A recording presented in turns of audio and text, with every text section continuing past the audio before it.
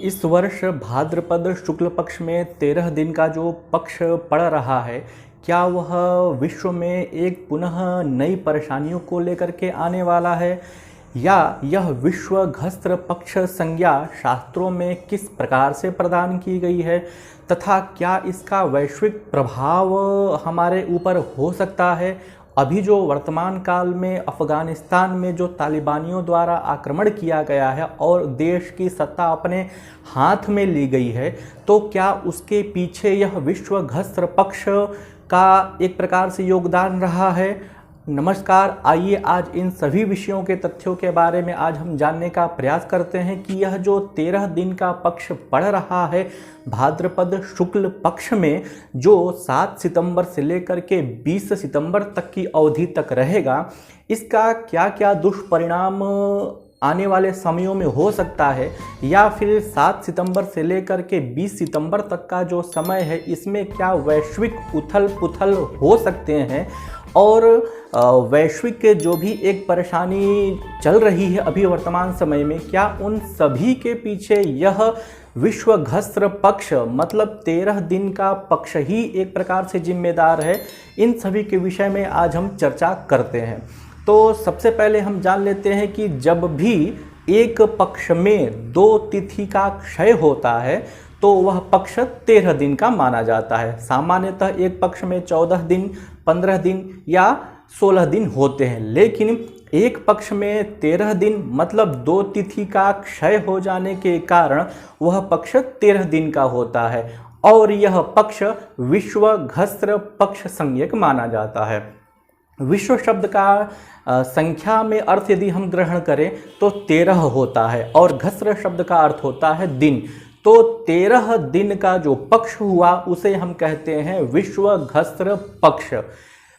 शास्त्रों में यदि मुहूर्त ग्रंथों की बात करें तो मुहूर्त ग्रंथ के अनुसार इस विश्व घस्त्र पक्ष में कोई सा भी शुभ कर्म नहीं करना चाहिए। मुहूर्त चिंतामणि के अनुसार 13 दिन वाला जो पक्ष होता है उस पक्ष में कोई सा भी समस्त शुभ कर्म को हमें त्याग देना चाहिए। तो इस पक्ष में कोई सा भी शुभ कर्म नहीं किया जा सकता है। अब हम दूसरी बात करते हैं, इसका वैश्विक प्रभाव क्या होगा और इससे क्या क्या परेशानियां संकेतित हो सकती हैं। उन सभी के विषय में शास्त्रों का अवलोकन करें तो उसमें लिखा है कि 13 दिने पक्षे तदा संहरते जगत अपि वर्ष सहस्रेण काल योगः प्रकीर्त्यते। मतलब जब भी 13 दिन का पक्ष होता है तो निश्चित रूप से उस समय जगत में संहार कारक स्थितियां उत्पन्न होती है, और यही योग 1000 वर्षों में पड़े तो उसे काल योग कहा जाता है। तो यह 13 दिन का पक्ष तो निश्चित रूप से संहार कारक स्थितियों को जन्म देने वाला है ही, मतलब उनको सूचित करने वाला है ही, क्योंकि ऐसी स्थितियां इसके पूर्व भी निर्मित हो चुकी है। जब भी 13 दिन का पक्ष पड़ा है तो उस समय भी कुछ इसी प्रकार की वैश्विक परेशानियां निश्चित रूप से पूर्व के समयों में रही हैं। आप महाभारत काल को देख लीजिए, तो महाभारत का युद्ध जब हुआ था उस समय भी 13 दिन का पक्ष पड़ा था, और उस मास में 2 ग्रहण भी पड़े थे। तो केवल 13 दिन का पक्ष ही इन सभी के प्रति उत्तरदायी तो होता है ऐसा नहीं कहा जा सकता, क्योंकि जब भी आकाशीय या खगोलीय घटनाएं होती हैं उन घटनाओं में किसी एक के कारण ऐसी स्थितियां सूचित हो रही हैं, यह कह पाना थोड़ा सा कठिन होता है, क्योंकि उसके संबंधित अन्यान्य और भी ऐसे तथ्य होते हैं जो निश्चित रूप से उस विषय को और अधिक फल देने में समर्थवान बना देते हैं। जैसे महाभारत का युद्ध हुआ था तो 13 दिन का पक्ष तो था ही, और 2 ग्रहण भी थे। तो एक मास में 2 ग्रहण का पड़ना तो वैसे भी अच्छा नहीं माना जाता। इसके पूर्व हमने एक वीडियो बनाया है और उसमें हमने इस बात को सूचित किया था कि एक मास में 2 ग्रहण पड़ रहे हैं तो उसका वैश्विक समुदाय पर, वैश्विक पटल पर उसकी क्या स्थितियां हो सकती हैं, वह उस वीडियो में चर्चा की गई है। और निश्चित रूप से वही सारी स्थितियां इस समय वर्तमान समय में होती हुई दिखाई दे रही हैं। तो 13 दिन का जो पक्ष पड़ रहा है 7 सितंबर से लेकर के 20 सितंबर तक का, इसमें भी 2 ग्रहण पड़े हुए हैं। आप पीछे के समयों में देखें तो 2 ग्रहण पड़े हुए थे, चंद्र ग्रहण और सूर्य ग्रहण, मई के महीने में और जून के महीने में। तो शास्त्रों में कहा गया है कि ग्रहण का प्रभाव 6 मास तक रहता है। यदि यही ग्रहण आसन्न रहता, मतलब 13 दिन के पक्ष के आसन्न रहता, तो और ज़्यादा परेशानियां होती। लेकिन यह 13 दिन का पक्ष ग्रहण से थोड़ा दूर है, तो इसलिए इसकी जो फल कथन की मात्रा है, जहाँ फलोत्पादक की जो क्षमता है वह थोड़ी सी कम है। लेकिन यह तो निश्चित है ही कि 13 दिन का पक्ष अच्छा नहीं माना जाता है। विश्व में अनेक प्रकार की परेशानियां होती है। मानव समुदाय इस तथ्य को लेकर के विशेष रूप से प्रभावित होता है। गृह युद्ध जैसी स्थितियां बनती है, देश में आंतरिक कलह का वातावरण उत्पन्न होता है, राजनीतिक उथल पुथल रहते हैं, कुछ प्राकृतिक समस्याएं भी ऐसी स्थितियों में उत्पन्न होकर के आती हैं। और ऐसा इसको रौरव काल योग भी कहा गया है। ऐसा कहते हैं कि पक्षस्य मध्य द्वितिथि पतेताम यदा तदा रौरव काल योग, मतलब एक पक्ष में 2 तिथि का यदि क्षय हो जाए तो उसे रौरव काल कहा जाता है। रौरव काल कहने का तात्पर्य यह है कि एक नरक है जिसकी संज्ञा है रौरव,